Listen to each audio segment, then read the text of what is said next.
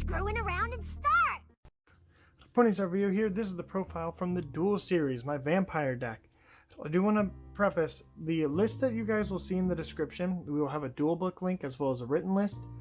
The duel book link will probably look a little different than this.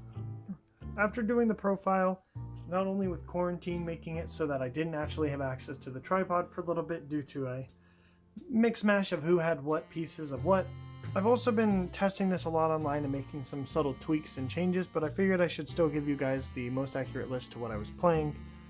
There's a couple of small problems with this deck that I've been trying to address in different ways online that you guys will be able to tell, and I'll explain some of them as we're going.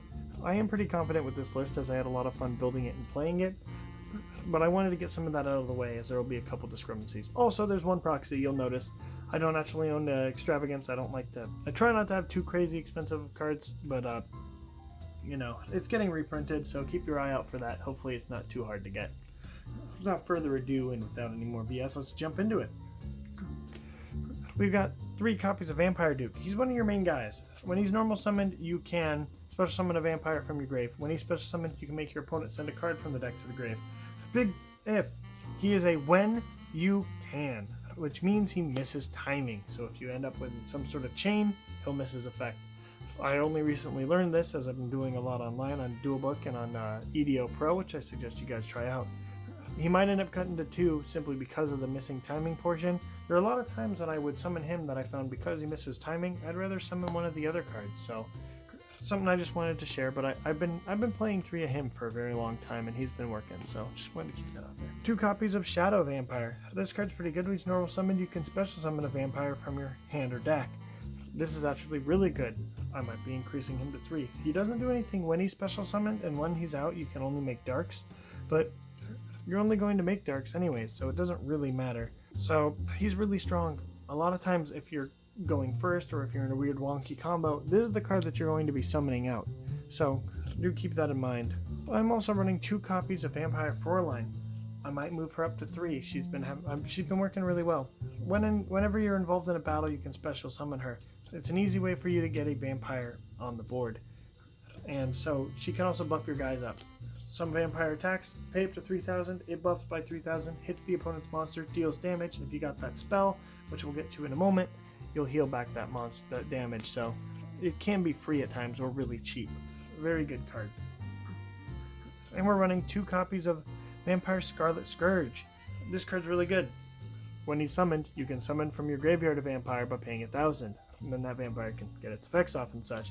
He's really a good extender because of that, so keep that in mind. And if he kills a monster, technically Fraulein does that as well, but it's less likely because you're going to have her in defense most of the time she's in play. You can summon back anything he kills, which is really good because he can attack into basically anything. Fraulein buffs him to infinity. You kill the opponent's monster, you got to summon it back. What's cool is since he's level 6, any level 6s or monsters of your opponents that you can use to exceed into the Dhampir lane, or Dhampir exceed. So very strong card, very strong little mini thing there. Once again, he's more of a reactive. He's kind of like a weak version of the level 5, I would almost say. His existence kind of makes it less important for him. You don't need to make the rank 5s as much as you need to. Just having good, strong cards out is pretty good. I'm running 3 copies of Vampire Sorcerer. This card is okay at best. When he's in the graveyard, you can banish it so you can normal summon without tributing. That's the best thing about him. Once you can get him into the graveyard and play, or if you can summon him and get him to die by an opponent's card, which doesn't happen very often, but if it does happen, you can search. But the big things is when he is in the graveyard, you can banish him to normal summon without tributing your other vampires. These are most of your engine starters. This is one of the problems with the deck. These guys almost exclusively start your engine off, which is 3 copies of Familiar and 3 copies of Retainer. If you guys watch the Duel series, these cards put in insane amounts of work. This card right here, searching monsters, this one searching spells for a small cost of 500 life points. It really gets your engine running, especially because if you can get one in the grave, summon it back, get a search, eat it for the other one, so that way the other one can get their search, or you contribute this off for a summon, or you can keep it out because it's a vampire, or you can eat the Vampire Sorcerer in your hand by using them, and then you can get another search off, so then you contribute for free. It's really strong cards. The biggest problem with the deck is this is kind of your only starter. We're running other cards as similar starters. I'm not going to do much of a combo video since we had those, but I'm going to explain a couple of ways and like cards that are used as starters when playing this deck. The only other monster I'm running is Vampire Vamp. I'm running her because I'm running the reasoning in the deck. As you guys saw, it didn't work as well as I had hoped in that one scenario. Normally, even if he hits the level 5, it's not that bad because you have other extenders, but I had a pretty rough hand during that duel. But that's the monster count. I would never suggest running more than one Vamp. Some people I would even probably agree with in cutting it. It can be strong because it can take monsters, but it can only take monsters that are stronger than her, so it becomes a little bit strange. Like I was saying, I would increase Shadow Vampire or Fraulein. I've been testing that out for a while, but just options. You could also try the Lightsworn build. Eventually I might upload a Twilight Vampires kind of thing because milling the cards and then summoning them back is good. If I ran Twilight Vampire stuff, I'd probably put Mizuki back in. As you noticed, he wasn't in there. The problem is a lot of vampire cards, like for example, this Vampire Takeover, specifies that you need to only have vampires out or only have dark zombies or dark vampires. And since a lot of the cards specify those, Mizuki was having trouble getting to the grave, and so that's why he was cut. Going on to the spells, I am currently running 3 copies of Kingdom. I was trying it at 2 and 1 for a while, but I found that most of the time, I would actually eat the Kingdom with the babies. They can summon themselves from the graveyard by eating any vampire card, and then when they leave the field, they're banished. But being able to just play the field spell, get its little gimmick off, and then eat it with the baby, and then get it back, search, and then do stuff is very useful, especially because I'm going to do this a little bit out of order. Vampire Takeover, which I'm running 2 copies of, says if you don't have a field spell, you can activate one straight from your deck and then summon a vampire from your grave.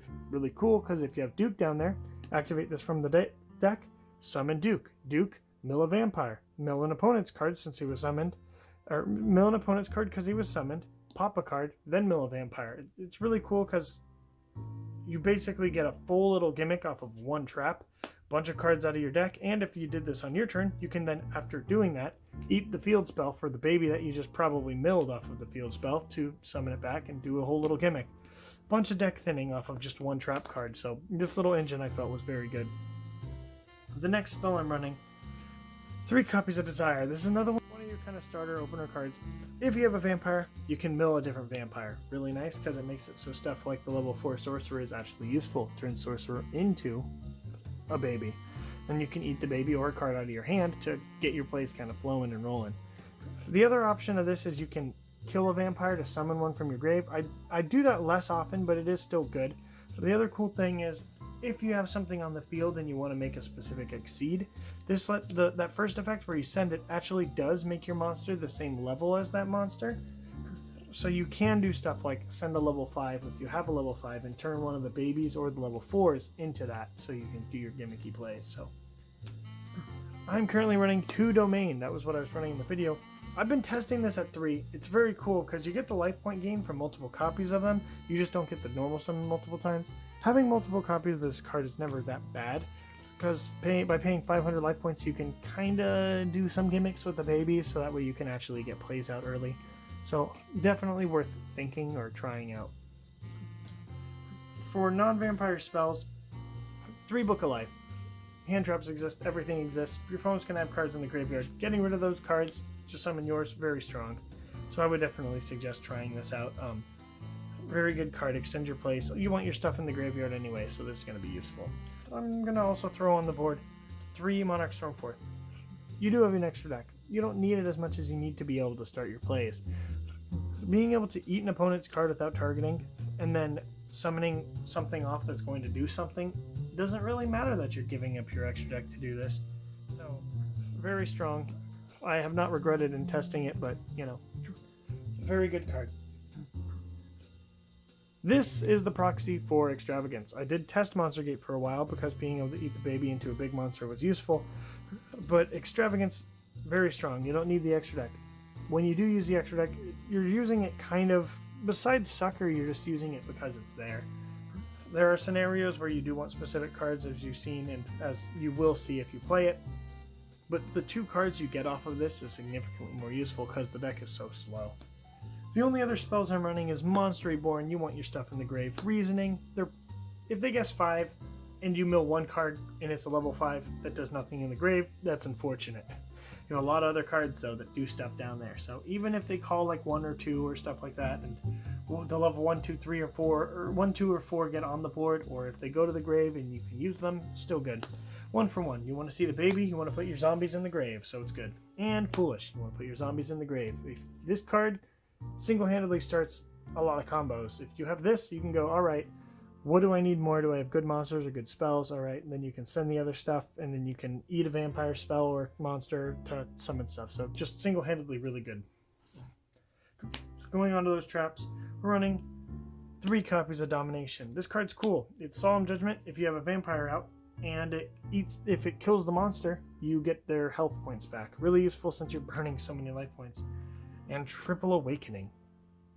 This card is good. I would keep it at 3. Something I'm not running in here that I strongly suggest you should, that I did not start running until after I did this. Desires. Very good card. Being able to draw 2 cards, doesn't matter what you banish from this deck. Most of your stuff is going to be useful, like, as long as you have 1. So I would definitely be running both Extravagance and Desires in this deck. It's a mistake I wasn't doing, and I've been having incredibly good success online with. I would definitely suggest trying it out. We're going to go to that extra deck now. Pretty straightforward. 3 copies of Sucker. She's like a little bit of draw as well as the main thing. You contribute the opponent's cards and stuff like that for summoning, so really good. 2 Witch buffs your monsters up. You can turn the babies into her once they've fulfilled their use, since we're not going to do too much. Being able to buff your vampires up and then gain that extra life points back with that spell is pretty useful. That's all the links I'm running. Going on to the extra deck for Exceeds, we're running 3 copies of Crimson Bram.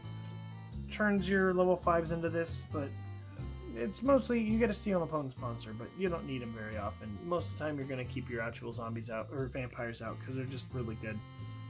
Dhampir lets you turn your opponent's monsters into him.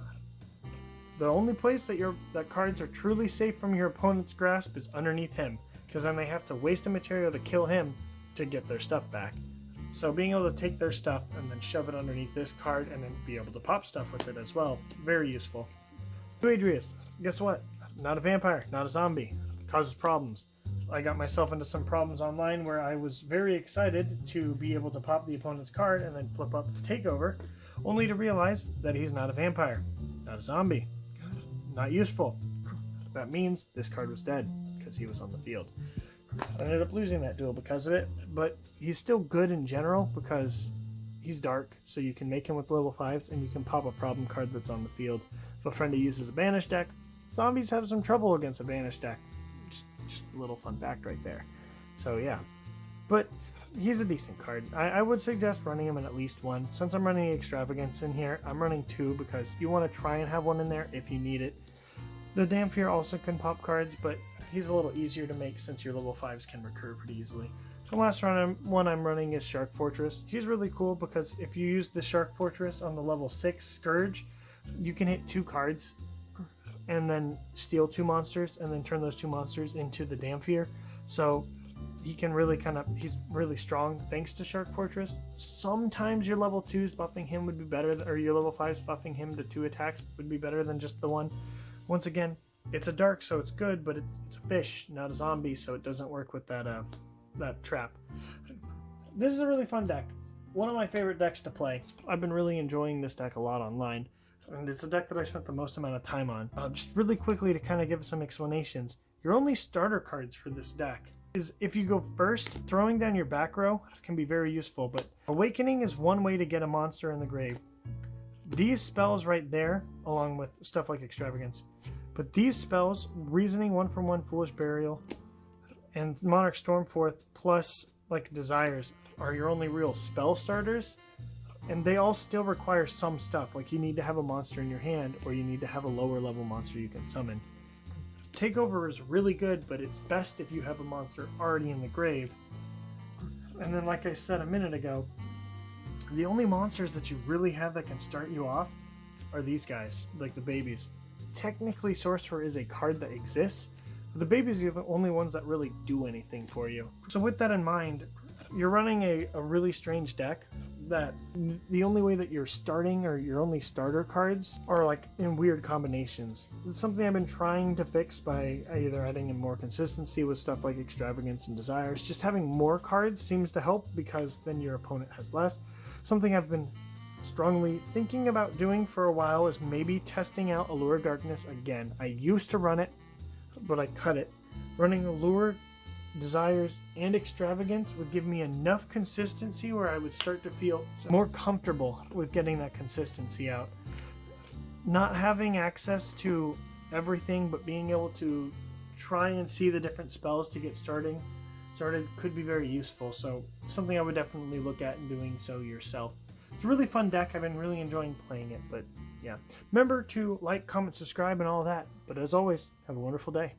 Yeah.